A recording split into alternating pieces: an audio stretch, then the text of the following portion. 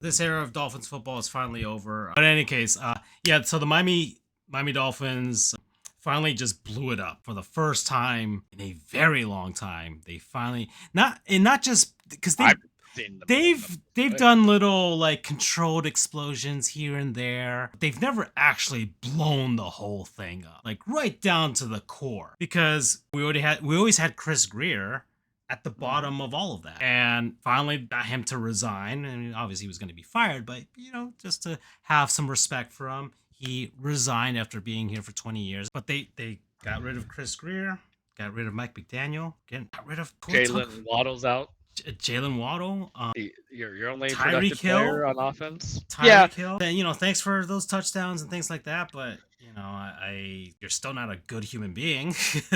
But in any case, and then got rid of Tua out of all. and that's the whole thing. Is sometimes with rebuilds they'll keep a guy No, and just let the coach go out. But this one's like, no, we're taking it full in. And now Tua's over in Atlanta, which is the perfect spot for him with Kevin Stefanski, because Stefanski's not going to ask him to throw more than like 20 times a game, right?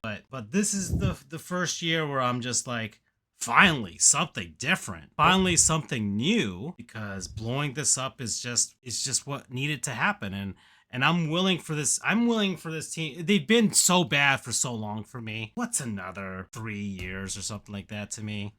Some teams, if they know what they're doing, can actually rebuild pretty quickly in the NFL, Yeah. which also kind of gives you a little bit of hope, right? If I'm Gordon Freeman getting injected with hope right now, but I don't know. I'm gonna give them 3 years and be like, okay, let's see what you guys can do. Can we set up like, I don't think Malik Willis is gonna be our forever quarterback. But also, you and I know that the offense that was built up was never going to be fully sustainable, and what it was is a very big cover-up makeup on a very large bruise, which was a bad infrastructure of how the team was. Well, so this era of Dolphins football is finally over.